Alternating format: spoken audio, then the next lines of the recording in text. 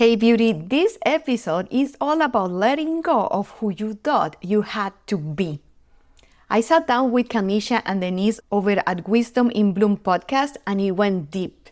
We talk about unlearning everything that no longer fits, the people pleasing, the perfectionism, the old identity, so you can finally make room for your next bloom.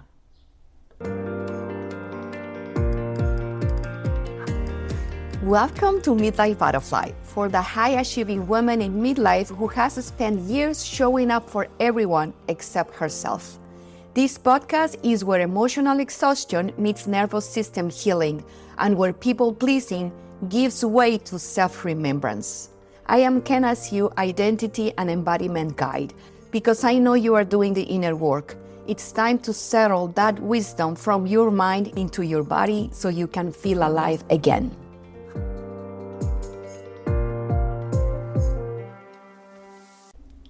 In this episode, we explore why unlearning can be more powerful than learning, releasing limiting beliefs and outdated expectations, letting go of who you thought you had to be, and embracing transformation and personal freedom in midlife.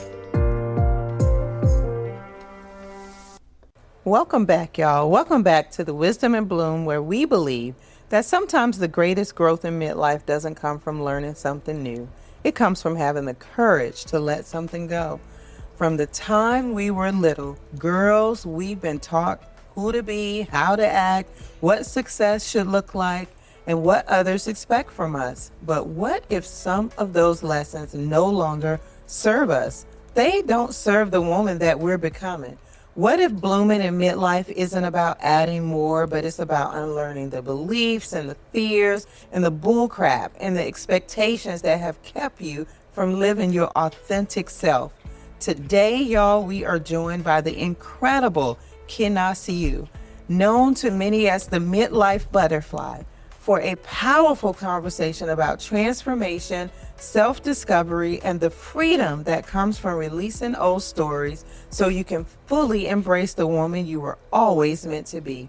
If you are ready to stop living by everyone else's rule and start blooming into your most authentic self, then this conversation is for you. Join us on the Wisdom in Bloom podcast and let's talk about it. Welcome to another wonderful episode of the Wisdom in Bloom podcast. The Wisdom in Bloom. I am one of your hosts, Kamesha, here with the lovely Denise. Hello. And on the Wisdom in Bloom podcast, we talk to midlife women, helping to support them through this time so that they can face midlife with courage, with grace, with humor, because that's what it's all about. Do you know what I mean? Yeah. And we'd love to talk to women who are also in midlife or are supporting women in midlife with various things that are going on. And today we have a special guest. Her name is Kena Siu. And we are going to talk to Kena about self-care and getting back to that version of ourselves. Okay. But first, let me introduce her because she is quite the woman. Okay. Kena Siu is an identity and embodiment guide and founder of Midlife Butterfly, a brand and podcast for high-achieving midlife women who are done surviving their own lives and ready to feel alive again. She helps women who have spent years over-functioning and people-pleasing. I'm sure we can all relate to. Yeah, we are beneath. Finally stop abandoning themselves, care for their nervous system, reconnect with who they truly are, and feel at home in their own skin. And this is what we all want. This is wonderful. So welcome Kena, to the Wisdom in Bloom podcast. Thank you for joining us. Yes. Oh, I'm Welcome. We're so happy that you are here. Thank you, Kamesha. Thank you, Denise, for having me in the Wisdom in Blue. I know this is going to be super fun, and I look forward to our conversation and to bring some aliveness to this midlife, So let's go. That's what we want to do. So, of course, the first question is, how did you get involved in this work? How did you get involved in this embodiment and identity work? Yeah, and I absolutely love the tag Midlife Butterfly because we are ever changing. So I love that. And blooming, yes. Yes, thank you. Well, I got into here because I've been doing the inner work. Basically, I started, I've been always very curious to learn different things.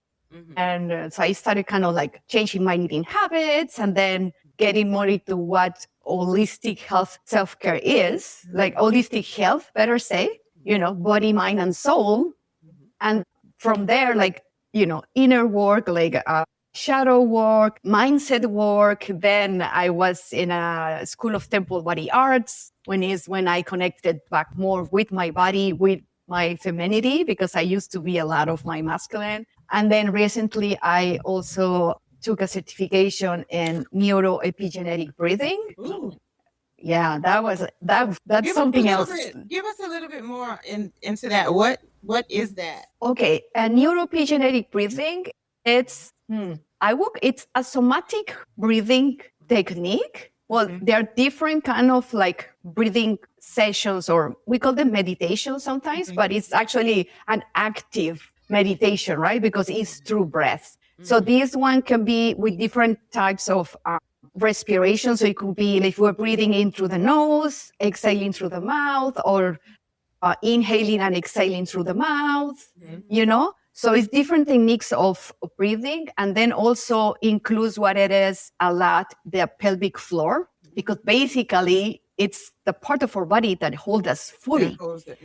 Yeah, exactly. So then by holding the perineum and then bringing the energy to the body, and with the breathing techniques, it's how we can actually rewire our brain. That's what is called neuroepigenetic, because even epigenetics says that, well, it means beyond genetics, but at the same time, we've been told that, well, if in your family there's cancer, most likely you're going to have cancer, or, things like that.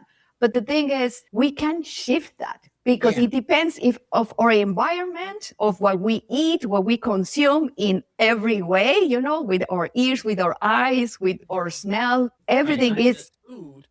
Exactly. So everything is interconnected. So by breathing, and then there's what I love about this technique also, that at the end usually includes movement.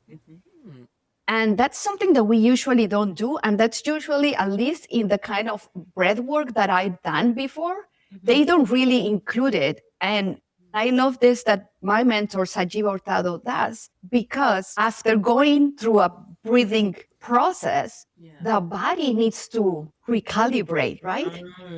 So by doing the movement, then the body is going to fix or adjust whatever is needed inside the body, alchemizing. And of course, all that has to be with every organ that we have, with our cells, with our atoms. And at the same time, again, it includes the 3 brains that we have. So it's super cool because we can rewire our brain simply by doing these kind of techniques of breathing. And it's just so liberating, because even though I also do coaching, like the talking to a person, but sometimes some people, or us ourselves, we don't know how to express what it is inside of us. And just by breathing, it's so incredible how we can just release stuff that is being kept in the body, that comes from our experience, as individuals, but also from the collective, from our families. So it's very, very potent and powerful. So it's almost like a reset. Yes. Yeah, it's like a breathing and mind kind of reset, right? And then you go into the body, and then also you continue with the dancing, right? Yes. The moving, At the end. Yeah, so it's all of that. Or sometimes it's in between, that's why we have different, different meditations. Yeah. So it's not that they could be, some of them more focused in something in specific, but at the end, again, everything in the body is intertwined. So it doesn't matter if something is in my eye, it could be connected also to my knee, right? Because it's the same body. Then we have the fascia and all the parts of our body. Everything is connected. Everything. So it doesn't matter what you do specifically, it's going to work for something. And even also when before starting these meditations, the idea is to have an intention, what you want to work on it. But one thing is your intention, and then the other thing is what's going to actually show up over there, because we never know what is it that the body and the soul needs at that very moment. I totally agree about that. I've heard, I have a good friend of mine, and she always says, everything's connected. Everything is connected. And I remember I have, from years in military, I have a labrum problem. And my labrum, hurts sometimes. And I remember when it was really inflamed and I ended up having to go to the orthopedic. But to me, it was my hip, the pelvic area, and it was inflamed. It hurt so bad. But what I found out is that the labrum goes from my hip all the way down to my ankle. And it's like a band, like a rubber band that connects that from the ankle up. So you are able to move your knee and move your leg. And so when it's inflamed, you literally are in pain and you can't move. That entire side is connected. And I would have never, ever thought that, because I'm thinking the whole time it was my hip or, my side. And so I do agree that everything is connected. So I love that concept of the breathing and the reset. And then the moving to just kind of recalibrate your body and get into that mind frame of resetting everything from head to toe. Yeah. And that's one of the things that we struggle a lot, is that we usually live from the neck to the top instead of the neck. I have noticed like how many women, and I was included in that, we don't move. We are not used to moving. Yeah. Right? And unfortunately, that affects our health at any level. Probably not that reflection, it's not that reflected now, but eventually, I mean, if we don't move, it's going to have a consequence in our health, because, I mean, women will live longer, right? Our longevity, it's longer, but unfortunately, like what I heard is that from a specialist is that we live with more sickness for longer time. Yeah. So it's like, so what's the point of living longer if we're going to be in pain? Right. Exactly. If it's not healthy. Yes. That is absolutely true. We definitely, I think at this age, I'm starting to feel the impact of sitting, because for a long time, I had a very sedentary job, which a lot of people, I think, have, right? Where you're sitting in front of a computer. And we're not taught to take the proper breaks, right? True. Not to get up, to walk around, to move, to get something to drink, right? Unless someone has to use the restroom or it's like lunchtime, sometimes you can be at a computer for hours. And I started to experience like lower back pain. And I remember I would have these back spasms, and it was just kind of just I thought it was like out of nowhere. And then when I went to see the doctor and was talking to the doctor about, the kind of work I do, he told me that it's because of your sitting. And it's like your body, like the body is very smart, right? So you kind of start training it, right? How to act and how to respond. And then if you're sitting, it gets used to that. And then now you want to start moving around. It's like, wait a second, what are you doing? Yeah. Right. Yeah. So you have to kind of then retrain it to be like, no, but I'm not sitting for those long periods of time. But it can be very painful. But you're right. You don't see these impacts until much later on, like after, after some time when they've been going on. So I know we wrote something when we were sending questions to you, Kena. I wrote something that said self-care for women is often reduced to bubble baths and spa days. We kind of forget that self-care is more than just sitting in a bathtub or being at a spa. I'm not saying that that's not a part of it. It is, but self-care is all those other things too, the things that me, myself are guilty of, not moving, not, being, not breathing, not like all the other things from the neck down. Right. Yeah. Right. And I want to include that guilt is also has to be part of your self-care. Ooh. Yeah, because self-care, what I consider basically, it's our habits. It's our daily habits. So how you eat, when you wake up, if you say good morning to your partner, or if you live with someone before looking at your phone, that's kind of a self-care. If you take a few seconds or minutes to be grateful in the morning before getting out of bed, that's also self-care. Yeah. So how dressing, does it feel good in your body? Do you feel good? Like, if you're wearing makeup, are you doing it for yourself or really to show up to everyone else? Those little things, because our habits is not only actions, it's also thoughts. And I think those are the hardest ones. Yeah. Yes. Because the inner critic is so bad. Like as you just mentioned, Denise, that guilt. Well, we were not taught to actually move ourselves. Yeah.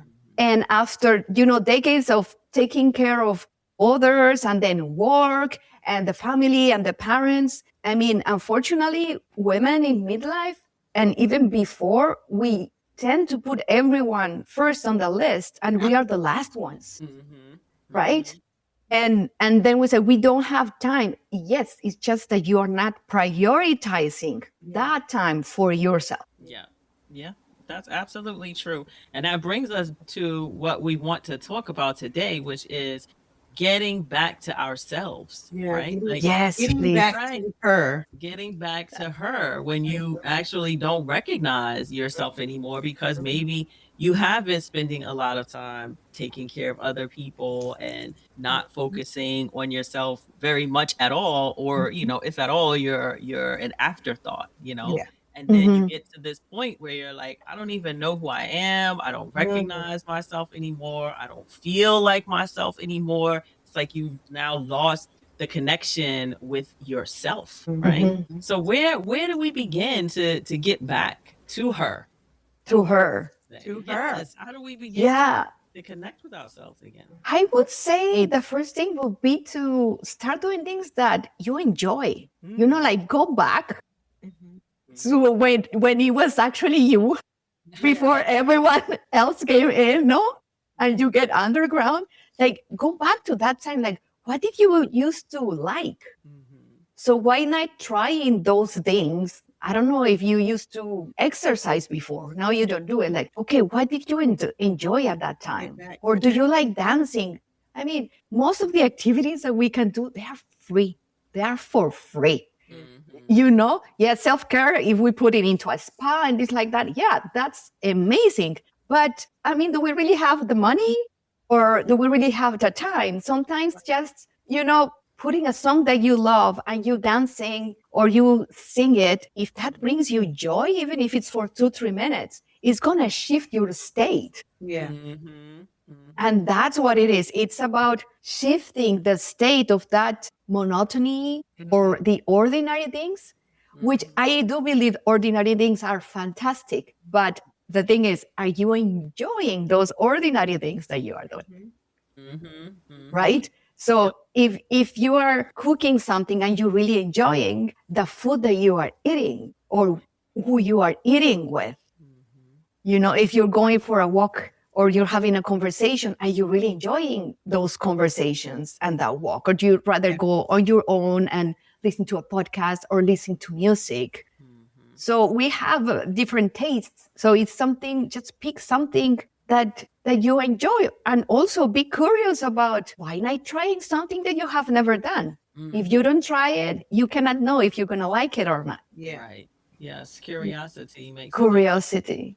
Yeah. And I like what you said about finding things that you enjoy, because there does come a time when you have been doing so much for other people or living for other people that you might not even remember what you like, or you've spent so much time doing something that you don't like that you don't remember what it is you do like. Exactly. Of course. Like that can totally happen, right? If maybe you have a family and your family only likes to eat chicken, right? So you're always cooking chicken, but you're not really a big chicken eater. You don't really like chicken, but you do it because this is what your family does. But if someone were to say to you, would you like to have steak? You probably would actually like to have steak, but you don't ever think about that because you're just doing what everybody else wants you to do, not knowing what it is that brings you joy. So I think also taking some time to be aware too, right? Like as you're moving throughout your day, like that was exactly. Right, Yes. like, what am I even liking this? Am I having a good time with this person? Or am I having a good conversation with this person? Is it somebody I like talking to? Or is it just a friend I've had just for forever and we've just always been friends and that's just the way it is, even though I'm bored out of my mind talking to this person, or they hurt my feelings, or they make me upset, or they always agitate me. But it's just, kind of what you've always done. And I think that it's really on women at this age to step back and say, now is my time for me to figure out what it is that I actually do enjoy. I used to like dancing so much. I was with my mother-in-law about, maybe it was like a month ago. And so we were talking to her and she was kind of reminiscing about when she got married, and she got married very young. I think she was 19 or 20 when she got married. And so she was telling us a story about how she used to dance. She loved dancing when she was younger. And I thought, I've never seen you dance. I've known this family for like 30 years. And I said, oh, well, when did you stop dancing? I said, because I don't remember you ever dancing. Oh, well, when I married my husband, he did not like me dancing. So she said, he did not like me dancing. He wasn't a dancer. And so she just stopped dancing. That was it. Right. Can you imagine? And I said, oh my goodness, that is so terrible that you stopped. She's like, oh, no, it's fine. But I think, especially back in that time, right, you just kind of did whatever your husband said to do or not do. And you didn't even think if it was something that you cared about anymore. It's like, well, if that's what he says, then I guess it's fine. I don't need to worry about the dancing. But it really took me back because I thought to myself, what do you mean you just stopped? Because he said he did. What are you doing? Yeah. And the thing is, she would be able to do it on her own. If he didn't want her to dance, I don't know, in front of people, it's okay. But she wouldn't be able to do it on her own. By yourself, right? Exactly. Wow. Yeah. It's like we spend this midlife period unlearning and reconnecting to ourselves. Yes, And then definitely. we find out that we stopped doing things, not because we wanted to, not because we made a choice to, but because other people needed us to. And so we thought that was what we were supposed to do, Yeah. Yeah. And that goes back to anything. But you know what? Other people needed us. I will say that between quotes, because I think that's just the program. They make us believe that everyone else has to be before us. But if you think about it, when we going to travel on a plane, the first thing they told us is that if there's an emergency, put the oxygen mask on you first. It should be for everything. Because how can we just give and give and give if we don't fill up our own cup? It just doesn't make sense. Yeah. Right? So how come is it that we always prioritize everyone else except ourselves? So I think over there is just shifting that paradigm that everyone else has to be first because they need us. Yeah, but I need myself too. Because if I don't take care of myself truly and deeply, how am I going to do it with the other people? Absolutely.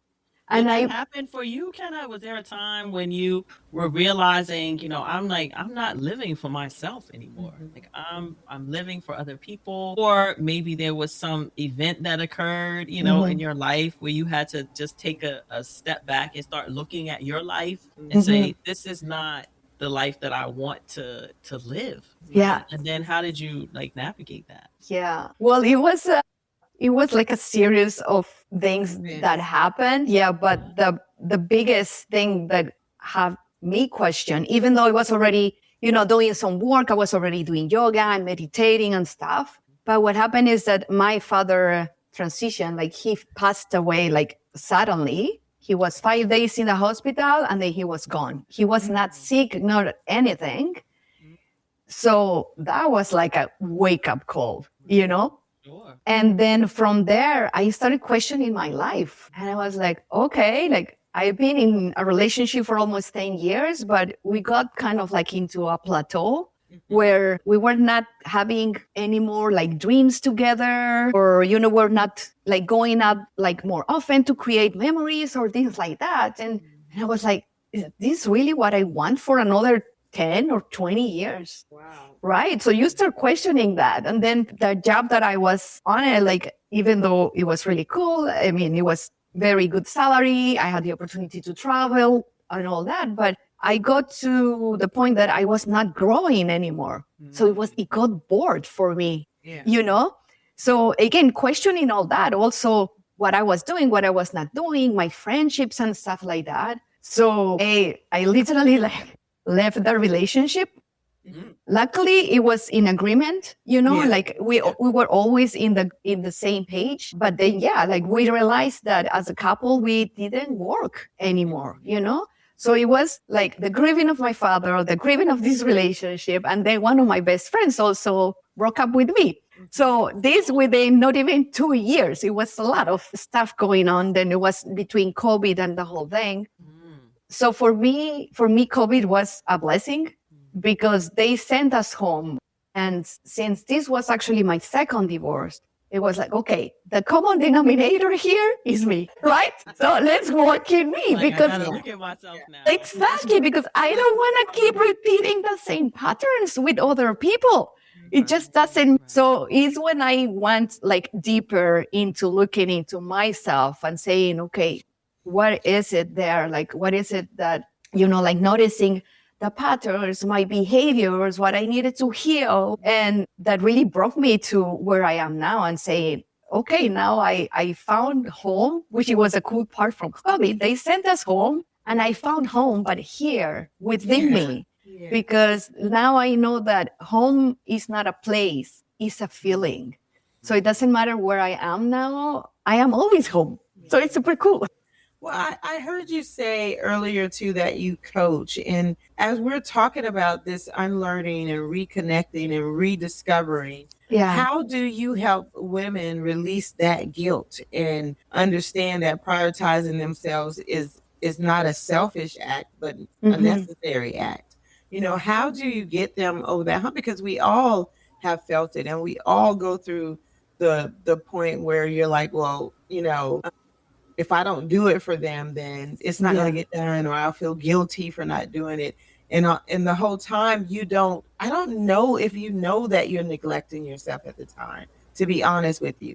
I don't know if we see that until we are awakened to it. But I don't know if in the process of doing it for so many years that we actually see it as neglecting ourselves, And so once we get to that aha moment, and we want to set up boundaries, we go through this grieving stage, this guilt, Okay. So how have you helped your clients to kind of move past that, or either put in coping strategies and get through that? Yeah. Well, one of the things is, what I think, as you mentioned, we really have to have that awakening, or at least, that knock on the door that's saying, hey, something is happening here.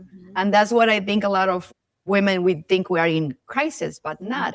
It is really an awakening after decades of taking care of other people. There comes a time that is like, hey, it's my time now. We get tired, frustrated, we have a lot of resentment and a lot of other emotions, right? But I think, at least how I do it with my clients, is really about questioning the life, because unfortunately, a lot of the things that we do, including people pleasing or taking care of others first, and it's because our wounds. There are a lot of wounds, but the main ones is usually we want to be accepted, we want to feel loved, we want to belong. Right. And we are afraid of abandonment or rejection. So a lot of the coping mechanisms that we have that are part of our identity, it's because we're trying to protect ourselves. To cover those wounds.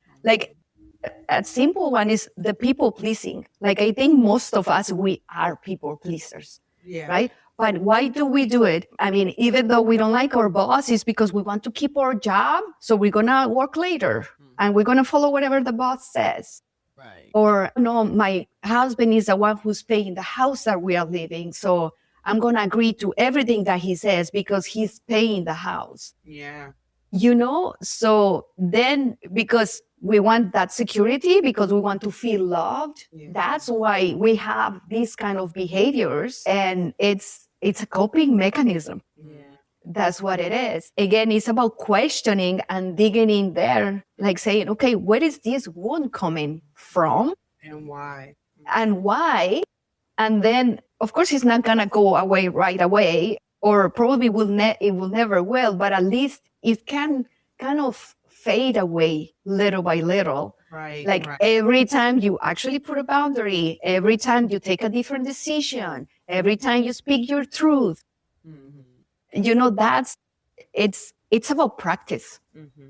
Because if we've been feeling that guilt for such a long time, Right. it cannot just vanish like this. It has a lot of baggage, if we can put it that way. So every time we decide to take a different action, and this is what Kamesha was talking about before, we need awareness. Because if we don't have that awareness, we cannot choose something different. Because we are always choosing, consciously or unconsciously, but we are always choosing. Yeah. But once we have that awareness, then it's up to you to say, okay, do I want to say yes, or do I want to say no to my boss this time? Right. Right? So it's practice. Yeah. But it's once you have that awareness and you know where that wound is coming from, it's like, oh, okay, I'm coming back to this pattern because of this. So you kind of like understand it in a way. So then from there, you start shifting it little by little.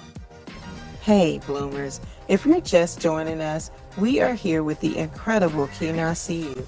She is known as the Midlife Butterfly. Today, we're exploring the freedom that comes from blooming by unlearning, letting go of old expectations, limiting beliefs, and embracing the woman you were always meant to become. Let's get back to the episode.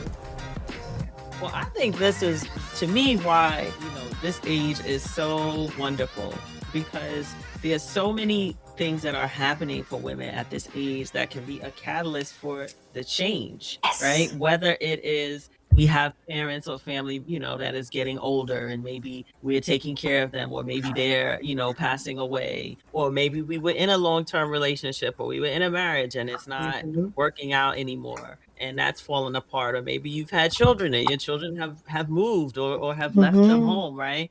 So you have all of these kind of like devastating life events that puts you in a place as a woman of, well, who am I now, and what is it that I do? Like, how do I identify myself now? Especially if you were identifying yourself through all of these other people, right? And through all of these other tasks or jobs or work or career or what have you, when those things are taken away, right? Or maybe you are part of, here in where we are, many people have been losing their jobs, right? And if you've used your job to define you because you've worked there for 20 years or you've worked there for 30 years, and now you're like, wait, who am I now without this job? Like without this title? Yes. And so I think that that's an opportunity to face who you are.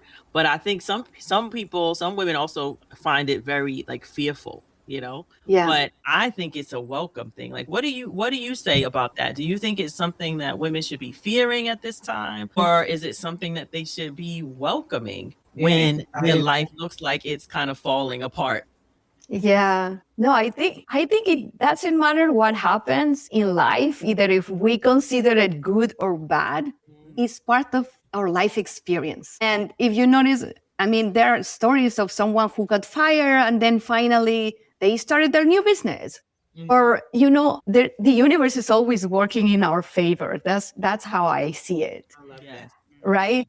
Yes. But at the same time, I do understand that it's like this fear, because a job, it brings us security, brings us the money. We have to pay bills, take care of other people and stuff like that, which it makes a lot of sense. So that's one part. But on the other hand, what I experience in my life itself is the fact that we put our value or worth in our job. And that's why it's so frustrating to say, I don't have that title anymore. Yep. Yeah, but you existed before that title. Before the title. So now you don't have it. You can still live without that title, but we are so attached to that that we think that we are that. But Right. no, I mean, we are more than that. Right. Absolutely. Right. Whatever the title is, whether it's Yeah. a job title, like I'm a lawyer, I'm a doctor, I'm whatever, or it's Mm-hmm. some kind of relationship title. I'm a mom, I'm a Mm-hmm. wife, I'm a grandmother, Yes. I'm a aunt, I'm a community activist, right? Like you have Mm-hmm. all of these different titles that we have put upon ourselves or let other people put upon Put them us. on there. And put Yeah. upon us. And maybe those titles were fine at one point, right? Like maybe you Yeah. needed that title, maybe you wanted to be defined in that Mhm. way. But then Yeah. once they are removed, now it's up to you to redefine, right? Correct. Correct. Redefine who you are and like reconnect Mm-hmm. with this new version of yourself. Yeah. Yeah. And not I be I afraid. think one of the main things, or at least that I love focusing with my clients and Mhm. with myself, is to recognize that worth, because we are worthy just by being born. We are worthy. That's it. We didn't come here. We didn't have a checklist when we were born. Like God didn't give us a checklist to follow. He's just like, you're alive. Here you go. But since we are born, or even before, we have already these expectations from people, society, culture, or family. And that's what little by little, kind of like, if we are this beautiful shiny ball here with the expectations of everyone, that worthiness, fades away. You cannot see it shining anymore.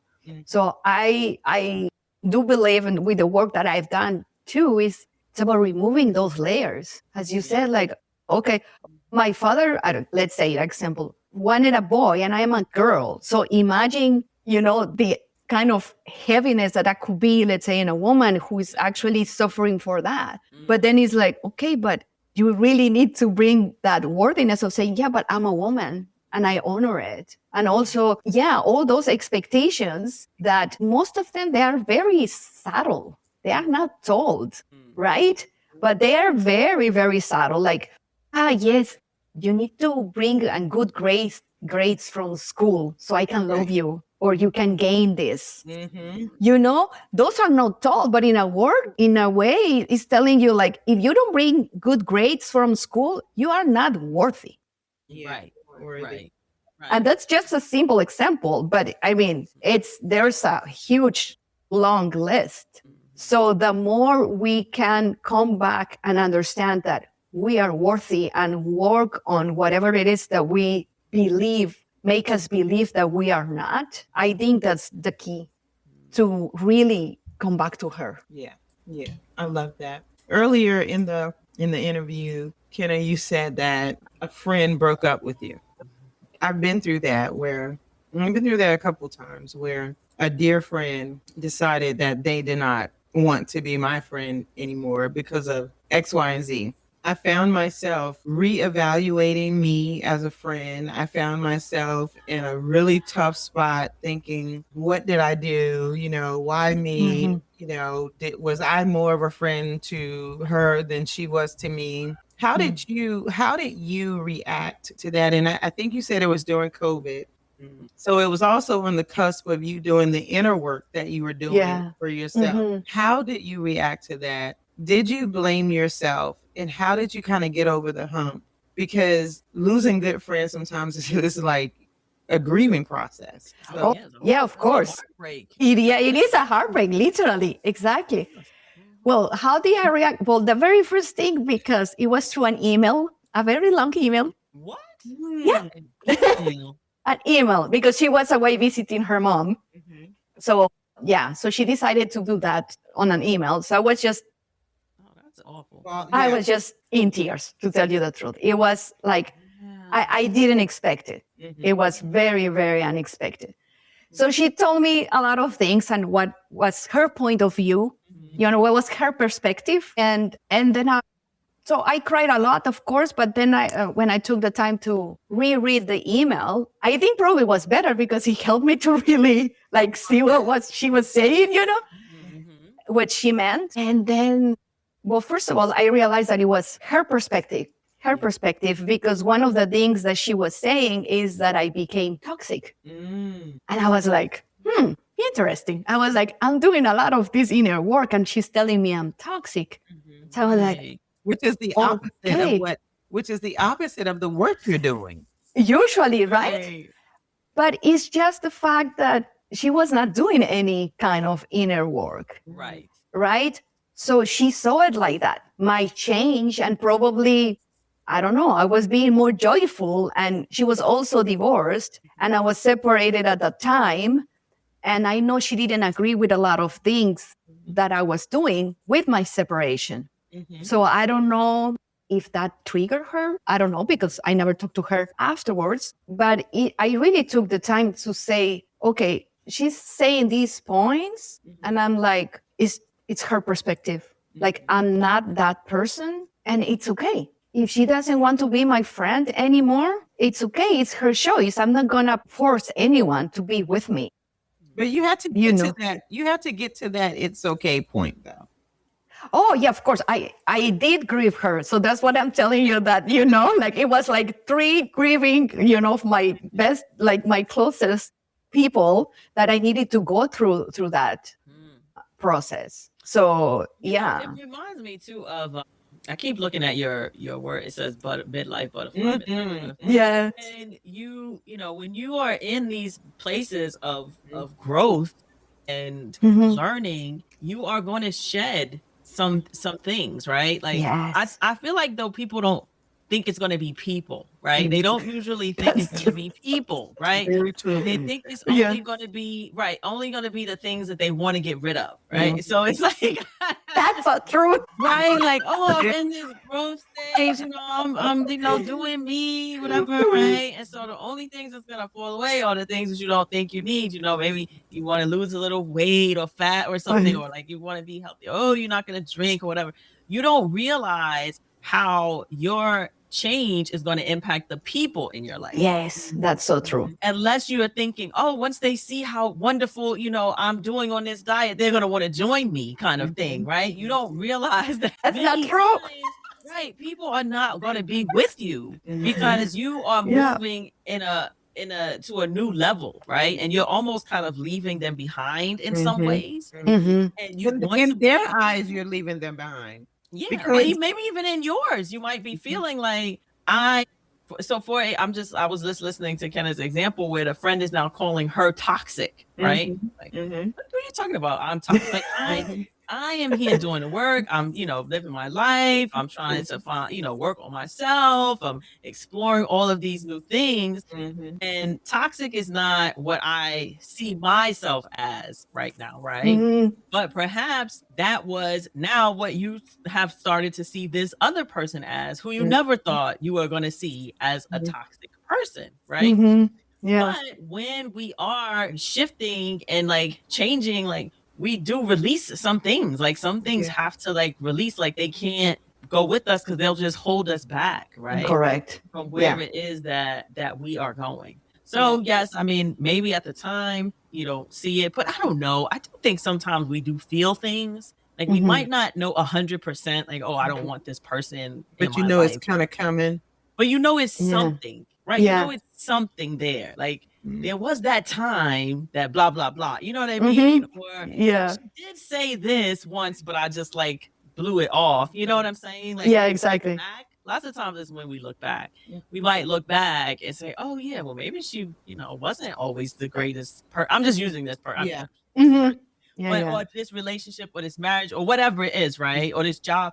It wasn't as great as I thought that it was at that time, but because that's where you were at the time, that's how you saw it, right? Yeah, exactly. Learn better. Well, Kamesha, backtracking to when you said you keep looking at that word midlife butterfly. I follow this guy, and he's always giving like these really, really amazing nuggets, just some wisdom and insights. And he talked about the transformation of a butterfly and how when we think of it, the butterfly is a caterpillar, and then it goes into this cocoon, and then it comes out to this big, beautiful, gorgeous butterfly. But it's in the cocoon where the pain happens, because he was breaking it down, and he was saying that most people don't know. They think in the cocoon they're shedding and they're turning and they're getting it, but they actually liquefy. Dying. They die and they liquefy, and the enzymes within the cocoon helps them to break down. It is one of the most painful things to come out on the other side as beautiful. So just thinking about that transformation, and everyone is in this and we're evolving and we loving it. But in order to do that, it is one of the most excruciating, painful things Yes. that animal, that insect has to do in order to become this butterfly. So it involves shedding, like Kamesha said, it involving shedding people. We don't think of people, but it also involves shedding you. The person you once was, like from head to toe, is shedding you, and we don't look at it as that. Sometimes we look at it as things like, I'm going to release this job. I'm going to release, this fatty food. I'm going to, all these things. I'm going to do this. I'm going to do that. We don't think about people and ourselves as being the thing that we need to let go of in order to be better on the other side. Exactly. And you know what? A lot of people, they say that it is like, oh, you need your new version. Yeah, I mean, it's a different version. But instead of, I think, of reinventing ourselves, I really believe that what we are doing is it's remembering who we really are. Because with all the programs, with all the conditioning that we've been living through, every time we kind of, remove those peels from the onion, it's really how we can find ourselves more and more and more. And I want to come back to what you said, Denise, because I think it's something that we don't do. We usually grieve other people. That's true. But we don't take the time to grieve ourselves. Yes. And that's some of the things that I recommend. Because if we don't do it, I think it's why the guilt comes, the shame comes, because it's like, yeah, but they want me to be this way because they are used to that version. Yeah, but you're not that version anymore. So you need to release her with all the gratitude that it broke you here, and also with all the compassion, because we need a lot of that. We have it for others, but not for ourselves. And to really take the time to say, yeah, I'm not her anymore. I am this other her anymore. And I keep remembering who I am and honoring that. Yeah. And with the butterfly, no version comes out. An absolute new species comes out. Yes. A new insect. There is not a version of something. There is no recognizable. You can't look at that butterfly and say, oh, I remember that butterfly. It was that caterpillar that I saw yesterday. You know what I mean? Yeah, that's so true. I remember her. Red stripes. I remember seeing it. No, it is a completely new species, like insect. So sometimes it's not even the new version that we need to aspire. Sometimes we need to leave the old person, really leave it, and really transition into something completely new, completely different, completely bona fide. And I don't want to use the word unbothered, but I want to say the person that doesn't allow people to need us so much that we don't take care of ourselves, It reminded me of a quote. There was some quote that I heard about, I can't remember who it was, but it was something about like dying to yourself. Does that sound familiar to anyone? So you really, it's almost like a death. It really is kind of like what you were saying about the caterpillar. Like you have to die. Like the old version of you has to die. Like you kill it. You kill her and lots of the things that made her who she was. And some of those things are people, right? And some of those things are the circumstances and the situations that you were in. And it will make other people very uncomfortable because you are getting rid of them and you're killing them in your life, right? Yeah. And then they look at you like, oh, she changed. Oh, she thinks she's this. Oh, she thinks she's that. Well, that might be true, but it's because I needed to really, I had to let go of all these things. Like I had to die to myself, which would include losing some of these people. But it's a very hard thing to do. I mean, Very. It is. it's not Very. an easy thing to do. Some people never get to do it. Some people, it takes them a lifetime, you know Yeah. what I mean, to do it. Others, Some of they them might take them to just, their 60. yeah, or they never do it. They Yeah, there's just people decide, who are I not don't ready. want to. Yeah, they just Mhm. decide, I don't want to. And Or this they is why, think they shouldn't. They think they shouldn't. That's a big one too. Like, well, well, are they afraid? yeah, not only are they afraid, but it's like if I do that, that's being selfish. If I do that, if I don't continue, you understand what I'm saying? There's certain Mhm. people that they shouldn't, and the people that fall to the wayside in a way, I think that they remove themselves from us because they can't access that old version of us, Mm-hmm. you know, and they don't want to accept the newer and better person that we've become because that newer and better person is not accessible to everything that they need. So Right. it's all about them at that point. They don't care that we've become this butterfly because in their mind, I can't use you as a butterfly. I can only use you as a caterpillar. So that butterfly is no use for me. Butterfly. Yeah, Mhm. that's so true, and I believe that's what a lot of these friendships they fade away because you're not convenient for them anymore. That's right. That's That's right. Or also the fact that you grow, Mhm. it's like saying, "Oh, I'm left behind, Mm-hmm. and I don't want to do this, so you go, ciao," you know. Yeah, that's exactly true. So I want to switch a little bit. I mean, we've been having such a great conversation here, but I know that part of your work is in embodiment, right? Yes. And you don't hear that term a lot when you're talking about self-care or coaching, embodiment. So I wanted to ask you a little bit about what does that look like, and how is that different from some of the other strategies, that people women are using? Okay. Embodiment, the way I see it and the way I feel it, it's when I really integrate the knowledge that I have. So it's really when the transformation happens. Because a lot of women, and probably you too as well, we listen to a lot of podcasts, we read books, we have been with coaches and mentors, and also you may know that, yes, you are worthy by birth, but then you don't believe it, or you need to set up boundaries, but you don't do it. So we do have all that information out there, or we have it here. But if we don't really practice it, if we don't settle it in the body itself, and I say in the body because it's with the actions, it's with the practice that we can really then transform ourselves into what we are learning, in the wisdom and the knowledge that we have in our minds.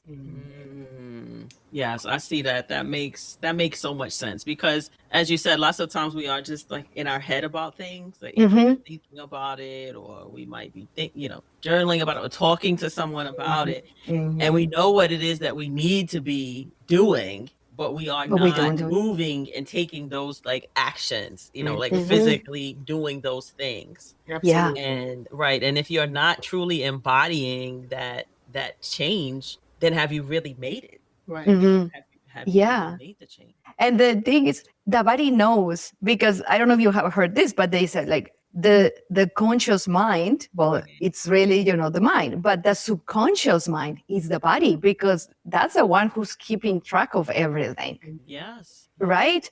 So if there's a situation where I don't feel safe, the body is going to react right away. It can contract, and then I know then I'm going to please this person because I'm not feeling safe, because if I don't do what they are telling me, then there's going to have a consequence for that. Right? So the first one who knows is the body. So the thing is, okay, you're feeling that contraction. What are you going to do about it? Are you going to take a pause and then choose something different from the default that you are, let's say, saying yes to this person all the time? Or you're going to just pause a bit and say, you know what? Let me think about it. Or again, it's about practice. Probably first time you're going to say yes right away. Probably the other time you're going to say, let me think about it. Right. Probably the third time you're going to say, you know what? I don't want to do this anymore for whatever reason. So then it's practice, because the more you practice, then you're going to be like, okay, yeah. And the less constriction that the body is going to feel every time that person comes and asks you for something that you know you don't want to do. Right. Your body is like an antenna, man. And we ignore it a lot. But I swear, like my husband will say, his spidey senses are tingling, because your body is like an antenna. You know that something is not quite right. But sometimes we don't listen, but it's there. It really is there. And it's coming back to what I said at the beginning, that we live from the neck up. We are so much in our minds that we think that we are our thoughts, but we are not our thoughts. Because let's say, just as an example now, if you think yourself that you are the observer, what I like playing is like thinking that there's here an observer, an I, or a little Kena in here. Right. If I see myself like that, then I can see, oh, I'm thinking about this. I'm talking this now, but I'm just the observer.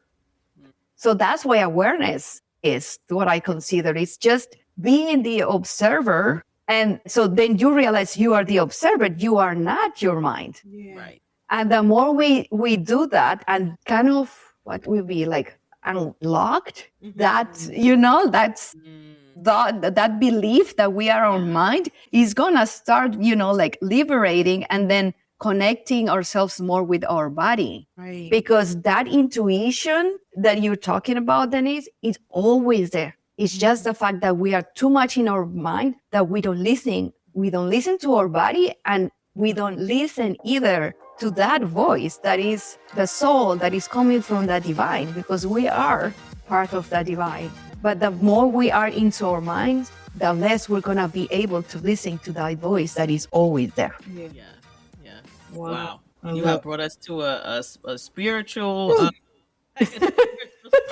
I hope it doesn't go over some people's heads, which it might. I understand what you're saying about us being the observer of who we are. Who we are. Who's observing? I'm not observing anybody. I am me. You know what I mean? You're thinking the thoughts, like you're observing the thoughts that you're thinking, but some people aren't even even in that space yet. But there goes to your evolution, right? To where you are in your journey. This has been great. Did you have something else you wanted to ask? Yeah, well, I have two more questions before I wrap. The first question, Kena, is for the woman who's listening right now, for our midlife bloomers who is intently trying her best to figure it out, and she feels like she's disappeared somewhere along the way. What would you say to remind her that she's in there? She is in there. She just needs to, come to terms with taking care of her. What would you say to that listener, to that person? I will tell them to really take a few minutes of stillness to listen to her voice, because she is there. Yeah. And she knows what she wants. She knows what she deserves. But if we don't take that time for stillness, we're never going to hear it. You got to be still. That's really funny. I text my oldest daughter today. She had to make a phone call today. And I text her and I said, before you make that phone call, be still. Mm-hmm. Be still. Be quiet. Be still, Yeah. And you can even ask her, you know what I do sometimes? What do you want to experience today? I ask her, like, what do you want to experience? And you're going to hear the little voice. Sorry? I said, Kamesha says that a lot. What kind of day am I going to have today? It's going to be an amazing day. Like she manifests what that experience is going to be for the day. Mm-hmm.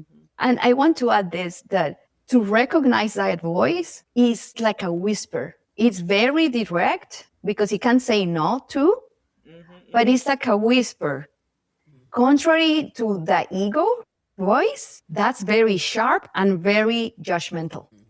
So it's the one that is going to tell you, don't do that, or is the one who's going to guide you to feel the guilt, to feel shame. That's the voice of the ego because it wants to protect. That's the way the ego works. But the voice of the soul, of the intuition, is very, very subtle. That's why stillness is the only place that I think you can actually hear it if you're not used to that voice yet. because the more work that you can do, the more the voice of the ego is going to start like, being quieter. And then the other voice is going to start getting louder. And I can think it's also in a feeling as well. So I know sometimes we can't like hear it, you know what I mean? But you can feel it. But Definitely. You have to be paying attention, right? Yes. As we keep saying, you have to be paying attention. So last week, my mom, she called me and she wanted me to do something. And of course, at first, because it's my mom, maybe my body was like, I didn't want to do what she wanted me to do. I was like, right? And I was like, okay, I'll do it. But something told me to just like wait, right? So at first I had to kind of let go of it was something that I was being asked to do, or more being told to do. Your parents tell you to do stuff and you're like, why are you still telling me stuff to do? Yeah. So I had to kind of move away from, okay, you're not a kid. She's not telling you what to do. This is what she wants you to do. But why don't you want to do it? And it was, and as I sat with it, as you say, like sit in stillness, something was saying, you can't do it. You just can't do it right now. What she's asking you to do, you just can't do it. And so like a week passed, and then she called me back later at some point, like a week or so. And she's like, oh, that thing I told you to do? I don't want you to do it now. Really? Yeah. She said, I don't want you to do it now. I know I said, you should do this, but I don't do it. And I was, and it's one of those moments too, where I just felt so like proud that I listened to myself, that I took that beat, like you said. I didn't like react to she's like, no, there's something here, like sit with it. No, I'm not gonna do it. And whereas, in past times, my mom tells me to do something, I just do it, when I want to do it, whatever. Because I don't want to, get upset her. I don't want to upset myself. I don't want to stress, all the things that we talked about. Yeah. But it really made me just so proud to like tap into that feeling, right? Or voice, like however it presents itself to you. Yes, that's true. And then like appreciate that I actually can trust myself, right? Like I can trust myself. That's the bigger part. I can trust you. Can trust even when it feels uncomfortable, right? Like even when it feels uncomfortable, even when it feels unfamiliar, even when you're like, she's gonna be mad, like, no, but I can still like trust myself, because we ultimately are responsible for ourselves before anybody else. But I love what you just said there. We have got to be listening for the whisper or feeling like that. Yes. Or an impulse, like, moving you in a direction. And like you said, it's not a harsh thing. It's not like it's very gentle, very subtle. Yeah. Because I think we're always guided. We are always guided. Either if you want to call it God, universe, source, it doesn't matter what name you want to give it. We're always guided.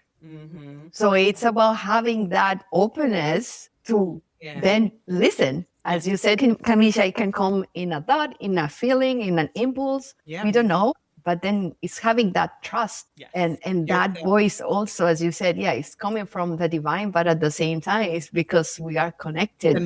Because everything is connected. My last question. So our last question, Kena, is we're in the season of graduation right now. All these beautiful kids are graduating, 17, 18, some 19, right now. From college, they could be in their 20s. Or 21, 22, it just depends. But I'm saying high school right now because my question kind of falls there. And so many kids are graduating right now, and we've seen some beautiful ceremonies and graduation part. My granddaughter graduated. And I find myself watching her and looking at her and thinking of me and who I was at 17 graduating, and thinking, wow, if I knew at 17 what I know now, how, the trajectory of my life, I think, would have been on a different path and a different journey. I say this to you to say, if you could go back to your 17-year-old self as you're getting prepared to graduate and step into that next adventure, if you could go back and whisper something to that young lady, what would it be? Wow. I know, right? Yeah. I think it would be you are worthy. Yeah. Yeah. You are. Wow. Yeah. I say that to her, my granddaughter. I tell her all the time. You are worthy. Don't let no one tell you you're not. You deserve the world. You're worthy. I think we as women, our self-esteem and ego get just battered. We Yeah. just get battered. And if it's not from the environment around us, sometimes it's within our own family, it's in social media, it's so much around us. And if we don't do like Kamesha say, trust ourselves with ourselves, we'll forget that we are worthy. We are Yeah. worthy. I love Yeah. that. Love Yeah. it. It doesn't matter how we look like, Yeah. what size we are, what color of eyes, hair. It doesn't matter. This is just the avatar. We are worthy just by being here. Yeah. Right. Yeah. Just the simple fact that we exist. Exactly. Makes us worthy of being here and of all the good things, right? Of all the good things that we desire in life. And it's such a blessing to have people around you who love you, who witness your worthiness. They witness your existence. They witness your efforts. They witness your success, what you deem as success, not what the world deems as success. They witness it. I'm learning so much being a podcaster and talking to people, learning through therapy. This has been such a great groundbreaking thing for me. So I'm very grateful, Kena, that you decided to come to the Wisdom in Bloom and have this conversation with us, because we are worthy. So thank you so much. Thank you. Thank you. We appreciate you. Yeah. As we wind down our conversation, are there any last words? And of course, tell us, how people can get in contact with you, where they can find you, and all of the wonderful work that you're putting out into the world. Thank you. To the beautiful, amazing, and extraordinary midlife women who are listening here. Yeah, know that you are worthy. Because when you really embody that, your life is going to shift at any level. The decisions you make, your relationships, the quality of your life. So doing the inner work, it's worthy of doing because of coming to your own sense of worthiness. And it's challenging, but it's fun at the same time. It's amazing how much you can actually dig in to remember who you truly are. It's a remembrance. That's what it is. Yeah. And well, this beautiful audience, you can find me at Midlife Butterfly and Instagram. And my podcast is also Midlife Butterfly. And you can find me in those places. And I'm going to be sharing with you ladies a little freebie for your audience. It's called Coming Home. And so it's a private podcast with a few episodes that is actually taking you to process a lot of things that we talk about here. Self-grief, setting boundaries, working, in the worthiness, all those little parts that every time we practice them, we remember a little bit more of who we really are. Yeah. And that's the way to come home here, inside, in the heart, in this body. I love that. Beautiful. I love the title too. Coming home, right? Coming home. That is wonderful. Wow. Well, thank you, Kena Siu, for joining us today on the Wisdom in Bloom podcast. This has been just such a wonderful and worthy conversation. And we hope that you bloomers were able to get something out of this conversation, that it reminded you a little bit more of who you are, and you could relate to some of the things that Kena shared and that we shared about our path and journey, to like where we are now, because we're all just trying to figure it out, we're all just trying to figure it out. Exactly. Yes. One moment at a time. Thank you so much for your invitation, Kamesha and Denise. I really appreciate this time. It was just such a beautiful conversation. I really appreciate you, ladies. We loved it as well. Loved it. And if what we just talked about in this episode is landing for you, if you recognize yourself in any of these, I want to tell you about something I created specifically for you. Coming Home is a private, free podcast with practices to release what no longer serves you, to embody the woman you are remembering to be. The details are in the show notes. And as usual, thank you so much for listening. Sending you lots of love and take care.